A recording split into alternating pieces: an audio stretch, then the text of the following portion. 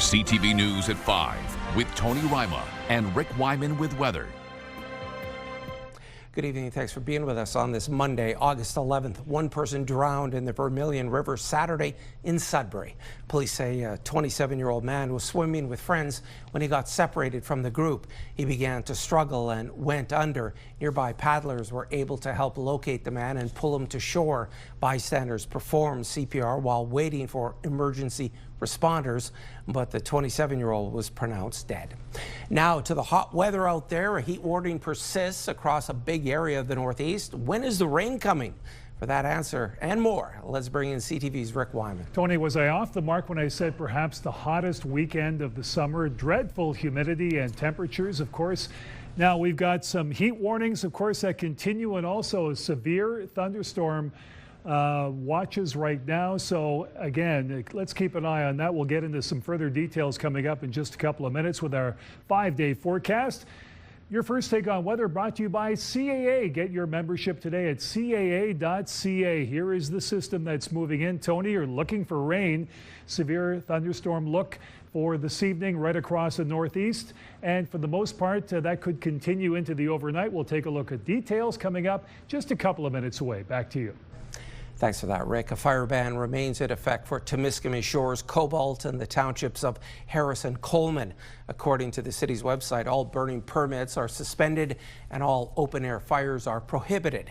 The province's website has the fire danger for that area listed as extreme. One person is dead after an ATV and pickup truck collided in Kearney, about 25 kilometers southeast of Sundridge. OPP say the crash happened on Grass Lake Road around 7 p.m. Saturday. A 58-year-old from Grimsby was pronounced dead at the scene, and another person was taken to hospital with serious injuries. North Bay police have arrested a 38-year-old woman in connection to a robbery at a business on Lakeshore Drive. Friday, the accused entered the shop and attempted to steal products. When an employee confronted her, the accused assaulted them and left the business. Police stopped the woman, who then gave them a false name. Police were able to confirm her identity and arrested her. The woman is facing several charges, including robbery and assault. In a few days, the sound of squeaky brakes will zoom around the gravel back roads of the North Bay area. A stroke survivor from the city is organizing the 3rd annual bicycle ride called the Voyager 200 to raise money for the city's hospital and for other stroke victims. CTV's Eric Tashner has more. Jeff Miller can always be found biking through the trails.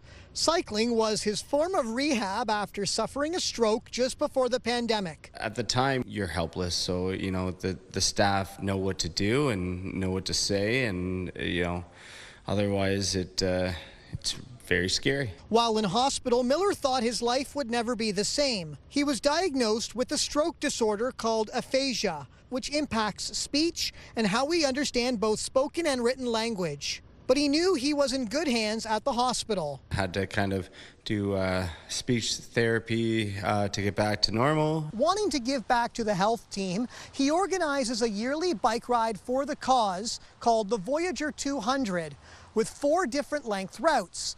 30, 60, 100, and 200 kilometers through the back roads of the Nipissing district. Without the foundation and the hospital and all those awesome people, I wouldn't be the same person I am today. Over the last 3 years, Miller has collected $8,000 in donations, while at the same time raising awareness about aphasia.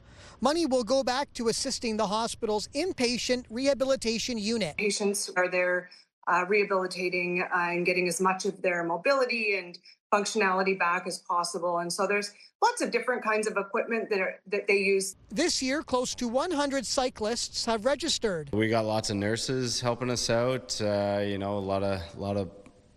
lot of staff at the hospital in general are volunteers. So it's becoming kind of a little bit of a community volunteer group. Pedaling hard for a cause with a renewed sense of gratitude. Eric Tashner, CTV News, North Bay. Algoma Youth Hub hosted a Water Olympics event at Bellevue Park today in Sault Ste. Marie to help youth stay cool and connect with local services. The free event for youth ages 12 to 25 featured water balloon madness and an obstacle course. It was also an opportunity for people to connect with local community partners that support youth like Big Brothers, Big Sisters, and Sault College Employment Solutions. It's time for a quick break. Coming up on CTV News at 5, Rick has your full weather forecast. But first, let's head to South River. This is a live webcam courtesy of Northern Creations. The chickens are trying to stay cool because it's 31 degrees. We'll be back in a few minutes.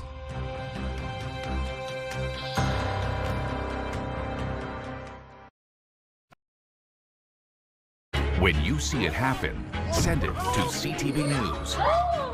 Text 10400 from your screen to ours. Text 10400. Okay, we've got some great news to start off the weather forecast for tonight. The heat should end by tomorrow. The heat warning right across northeastern Ontario. But we do have a severe thunderstorm watch in effect for some portions of northeastern Ontario, which could bring heavy rain and, of course, some high winds as a result of the warm front cold front meeting, because that cold front will be coming into northeastern Ontario tomorrow. Also some precipitation leading into Wednesday. But here are the numbers. Big change from, well, just a couple of days ago. Sudbury Nickel Belt, humidex of 35. That will diminish by tomorrow evening. Wednesday looks a lot better and cooler. 24, 23 on Thursday and Friday. 25, the forecast nice, sun and cloud and some sunshine. Chance of showers, slight chance of showers on Saturday at 27. But we are getting rid of that high heat and humidity. Sault Ste. Marie Algoma, humidex of 32 for tomorrow, but that will diminish.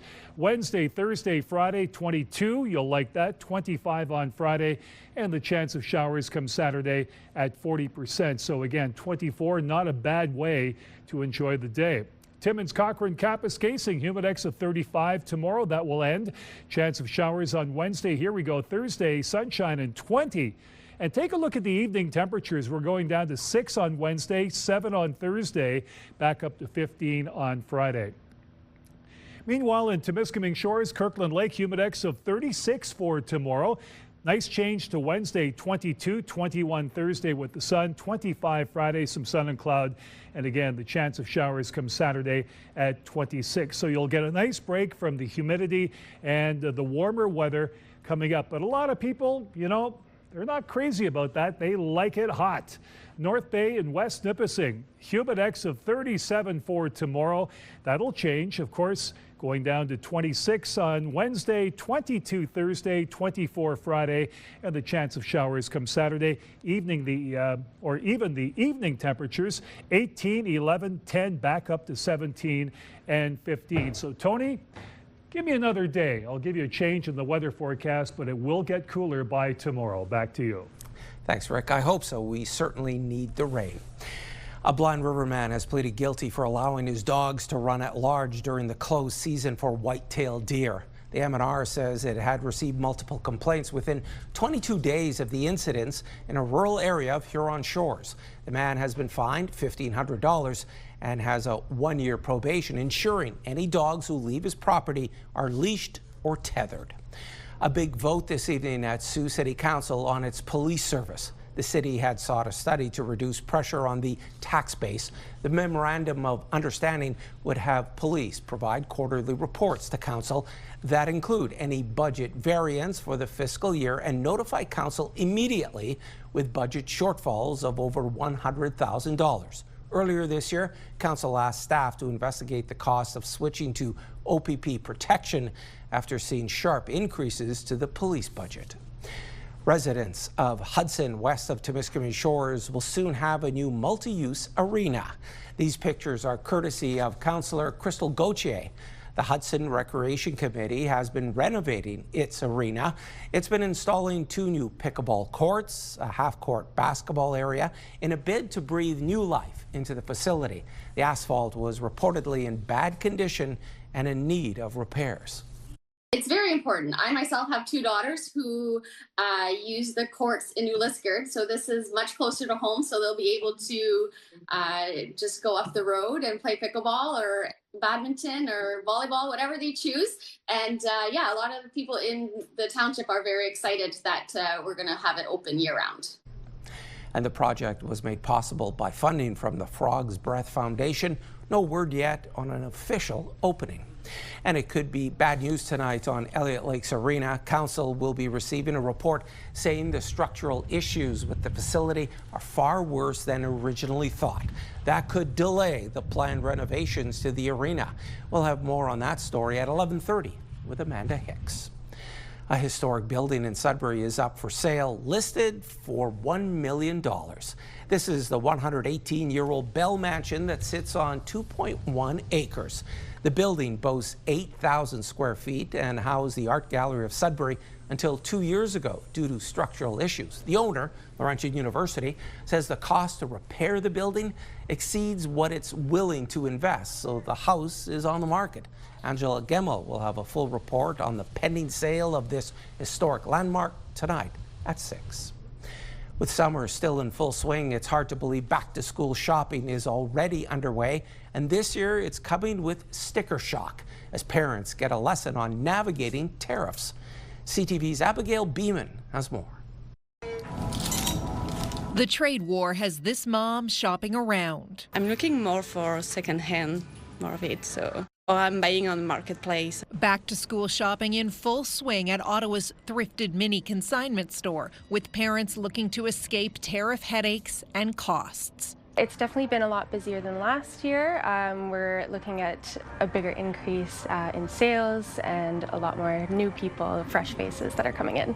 89% of Canadian parents think back-to-school costs have climbed, according to a new study from Rakuten, with nearly 3 in 4 admitting to going over budget, most blaming inflation. Things like electronics, footwear, apparel, and those items are going to see fairly high increases in price. Retail experts say tariffs are having an impact, but for a few reasons it's hard to say exactly how big. Some stores loaded up on inventory ahead of tariffs, and those prices should stay stable. At the same time, Bruce Winder says costs can climb from big brands harmonizing prices in the U.S. and Canada, or even jacking up prices just because they know customers are mentally prepared for it, as happened in COVID. Because supply chains are mucked up here, we might see shortages of items too. So if you really need a certain item, you may have to sort of strike while the iron's hot if it's on the shelf.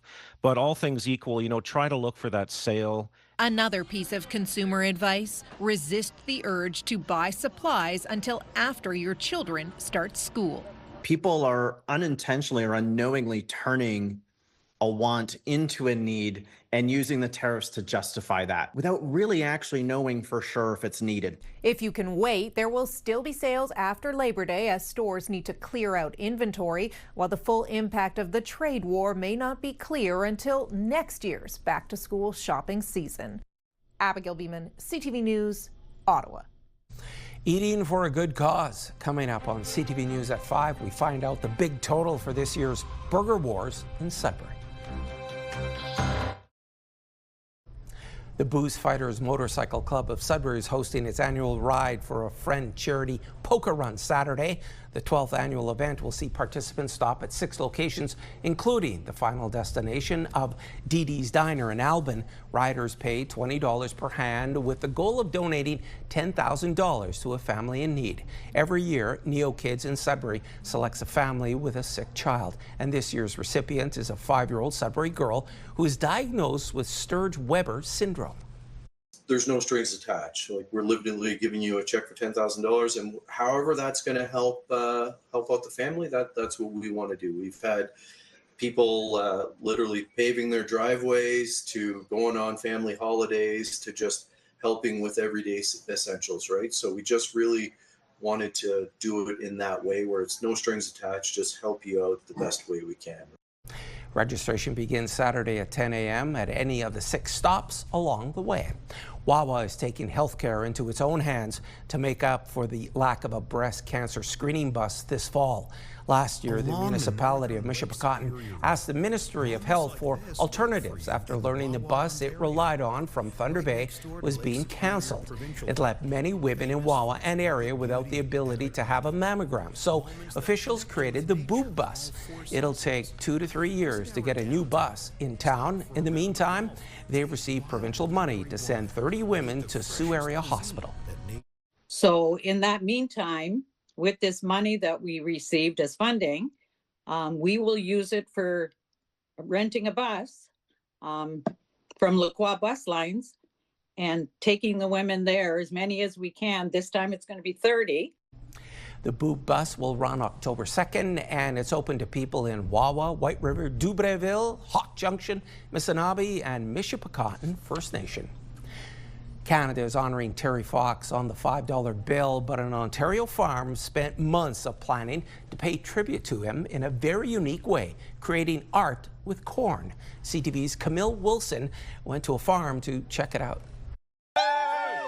Coming to Weemit Farm and taking on the Corn Maze Challenge isn't anything new for this family. They've made it a tradition. We've been doing this for 3 years now? Yeah. 3 years. We come at around the same time. That was really fun. Yeah, it's a great experience, and we come every year. And we're from Halifax. My husband and I are 2 kids, and we come every year. This year's maze represents the upcoming $5 bill honoring Terry Fox. I think it makes us proud and makes us remember as well that there was this fantastic Canadian that did the Marathon of Hope. So yeah, we were kids when he did it, so it's nice to remember him. The maze is also a scavenger hunt, and it's filled with fun facts along the way. We come up with the idea, so then we have to put it on paper, and then we digitize it, and then we go into the field and draw it out, and then corn comes up, and it looks amazing. Amazing. Paying tribute to what he's done and his legacy, this craze maze is a reminder of the journey Terry began, filled with education, determination, and an end goal. We love corn mazes, first of all, yeah. We really enjoy those. We wish they could have them all year long, but obviously they can't. And Terry Fox was just a bonus. Not only a fun maze challenge, but inside the museum, some history about Terry Fox's journey. This for me is a full circle moment because I grew up in Port Coquitlam, and so I now am here watching the maze and looking at the maze and seeing it grow and inviting people to come and to be part of Terry's mission of finishing it. The farm is in their 13th season of designing their crop into different pictures. But this is pretty special to us. Terry Fox. Can't say more about it. And with every entry, a portion of the proceeds will be given to the Terry Fox Foundation. Camille Wilson, CTV News. A nasty prank turned into a happy story for one Sault Ste. Marie restaurant. Stackburger received an order for more than $400 worth in food for pickup at 1:30 in the afternoon last Thursday. When no one arrived to pick up the order, the restaurant realized someone had pranked them. The restaurant posted about it on social media, and a Good Samaritan paid the $439 bill. For the owner and his staff, the only thing to do was donate that food to a local women and youth shelter. We were genuinely touched, in the work we do and we see every day how something as simple as a good meal can mean so much to someone who's struggling, not just for the nourishment, but for the feeling that their community cares about them. And what started as a disappointing and unfair prank for Stackburger quickly turned into a powerful reminder of how the generosity and compassion that life's here in the Sault Ste. Marie. Kevin and his team didn't have to think twice about turning a loss into an act of giving. And Stackburger wasn't available today to tell its incredible story. Staff were busy celebrating their 10th anniversary in business. And speaking of charitable snack, Burger Wars held a wrap-up event last night in Sudbury. That this year we have exceeded our total from last year. With a total of $17,000 raised, and the Lockheed Foundation has matched. So this year we have raised $34,000 in support of Large Sudbury. The big winners aside for Larch Sudbury were Overtime Bar and Grill for selling the most burgers, and the food truck came home with the top service award. The Sioux Greyhounds of the OHL have Memorial Cup goals, but hosting them is not in the cards. Here's a chance for the Greyhounds. Mignosa going in, fires a shot, he scores! Marco Mignosa, and the Greyhounds take a 1-0 lead. The Greyhounds had an exemplary run in the 24-25 OHL season and have said repeatedly their goals are to play in the Memorial Cup. It just won't be on home ice. The club announcing today they have decided not to put in a formal proposal to host the big show in 2027.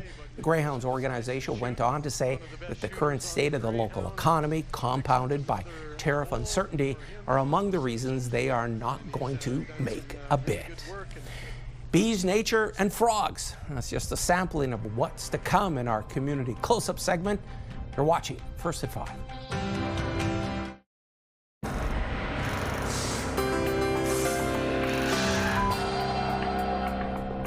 Our first community close-up comes to us from Manitoulin Island. Larry Kirtley of Blind River sent us these photographs of a rare cardinal flower. He says years ago the flowers covered a lot of riverbanks, but not anymore. He adds there are a few of the flowers on St. Joseph Island. Thanks, Larry. We're off to Echo Bay, east of Sault Ste. Marie. It's a great time to relax on a rope tree swing and a Muskoka chair. Ruth Donnell says she took a bunch of pictures over the summer, including one of a busy bee. We really appreciate you thinking of us, Ruth. We are heading to the east end of Sudbury and the Moonlight Trails. Linda Durkash of Capriol says while sitting along a swamp, she spotted this tiny grass frog crawling on blades of grass and weeds. Thanks so much, Linda. Finally tonight, the newest Royal Canadian Navy Arctic and Offshore Patrol ship now has a name. The Robert Hampton Gray is named after the last Canadian to receive the Victoria Cross. The ceremony at the Halifax Irving Shipyard on the weekend was timed to mark 80 years since his death in action. The event also highlighted the close partnership between the Navy and the Royal Canadian Air Force, with 12 Wing Shearwater helicopters providing key support on these vessels. It's a great day. It's the naming of Robert Hampton Gray, the 6th of the Arctic and Offshore Patrol ships for the Royal Canadian Navy, and named after a great naval aviator, which is why my good friend, the Commander of the Air Force, is here. It's a privilege to be here and to be able to honor the legacy of a naval aviator alongside our partners in the Royal Canadian Navy. Naming a ship gives it an identity, and this class of vessel is dedicated to Canadian naval heroes. And there's more news for the North coming up at 6. For now, continue watching as we hand things over to CTV National News.